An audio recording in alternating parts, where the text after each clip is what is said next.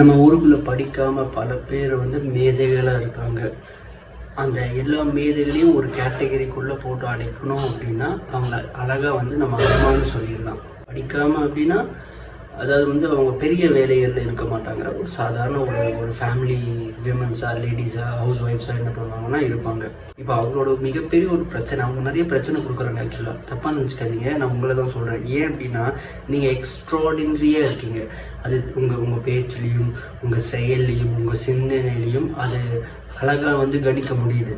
ஆனால் அதே மாதிரி உங்கள் பிள்ளையும் இருக்குன்னு நினைக்கிறீங்களே, அது எந்த விதத்தில் ஒரு நியாயம்? யோசிச்சு பாருங்கள். அது எப்படி முடியும்?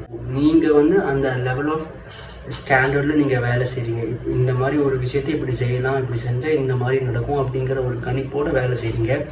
அதே கணிப்போட பிள்ளையாக இருக்கிற என்னையை வேலை செய்ய சொன்னீங்கன்னா, நான் தான் முதல்லே சொல்கிறேனே உங்ககிட்ட திறமை அதிகமாக இருக்குது, என்கிட்ட திறமை அவ்வளோ இல்லை அப்படின்னு. அவ்வளோதான். என் பிள்ளைக்கு அப்படி இல்லாமல் இருக்கும் அப்படின்னா ரொம்ப சின்ன ஒரு விஷயம். இது பழமொழியாக இல்லை இது செய்யலான்னு சொல்லலான்னு தெரியல. ஒரு பெரிய ஆலமரம் இருக்கும். ஆலமரத்துக்கு அடியில் பார்த்தோன்னா பெருசாக மரம் வளர்ந்ததாக சரித்திரமே கிடையாது. நீங்கள் எக்ஸ்ட்ராடினரியாக இருக்கீங்கன்னா அது உங்கள் பிரச்சனை. நான் ஆர்டினரியாகவே இருந்துட்டு போயிடுறேனே, அதனால என்ன பிரச்சனை ஆகிடப்போகுது? இப்போது என்னை ஏன் எக்ஸ்ட்ராடினரிக்கு நீங்கள் புல் பண்ணுறதுக்கு ட்ரை பண்ணுறீங்க? அப்போது நீங்கள் இந்த பெஞ்ச் மார்க்கை தாண்டி வரணும் அப்படின்னு நீங்கள் நினைக்கும் போது நியாயமான விஷயந்தான். எல்லா அம்மாக்களுக்கும் எல்லா அப்பாக்களுக்கும் எல்லா மனுஷங்களுக்கும் இருக்கிற ஒரு விஷயந்தான். நீங்கள் என்னை புல் பண்ணி இழுக்கும் போது என்னால் அது முடியல அப்படிங்கிறப்போ அந்த ரப்பர் பேண்டு பிரிய தான் நான் போகும். அது கோபம் தான் நான் பண்ணுவேன், நான் கத்தி தான் பண்ணுவேன், எல்லாமே நான் பண்ணுவேன். என்னால் அது முடியல. நான் ஒரு 70 மார்க்கோ ஒரு 60 மார்க்கோ வாங்கிட்டு போயிடுறேனே, ஒன்றும் தப்பாக போகிறது இல்லை. இதுதான் உண்மையான ஒரு விஷயமா இருக்குது. சரி, அப்போ அப்படியே விட்டுற முடியாதுல்ல சிராஜ் அப்படின்னா அது கரெக்டு தான். அப்படியே விட்டுற முடியாது. அந்த எக்ஸ்ட்ரா ஆர்டினரியாக நீங்கள் இருக்கிற அந்த எக்ஸ்ட்ராவில் ஒரு சின்ன ஒரு ஆர்டினரி பக்கத்தில் ஒரு சின்ன ஒரு ஆர்டினரி அப்படியாவது நம்ம வளர்த்திக்கலாம். எப்படின்னா நீங்கள் கொஞ்சம் அண்டர் ப்ளே பண்ணுங்கள்.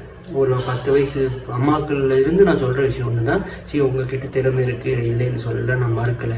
அதனால எல்லா இடத்துலையும் போய் உங்கள் குழந்தைங்களுக்கு முன்னாடி நீங்கள் நின்னீங்கன்னா அவன் உங்களை அண்ணாந்து தான் பார்ப்பானே தவிர அது அவன் எப்படி பண்ணணும்னு அவன் யோசிக்க மாட்டான். ஸோ ஃபஸ்ட்டு என்ன பண்ணுங்கள், நீங்கள் கொஞ்சம் ஒரு ஸ்டெப் இறங்கி வாங்க. அவனை முன்னாடி விடுங்க. அவன் 10 வாட்டி தப்பாக பண்ணாலும் பரவாயில்லை, அவனுக்கு அது ஒரு ப்ராக்டிஸாக போகட்டும். அவன் ஒரு நாள் அது என்ன பண்ணிப்பான்னா அவன் கற்றுக்குவான். அந்த ஒரு நாள் நீங்கள் இல்லாதனால தான் இருக்கும். ஏன்னா அந்த நாளுக்காக தான் நம்ம குழந்தைய வளர்க்குறோம். நம்ம இல்லாமல் நம்ம குழந்தைங்க வாழணும், அவ்வளோதாங்க. ஸோ அது கரெக்டாக வந்துடும்.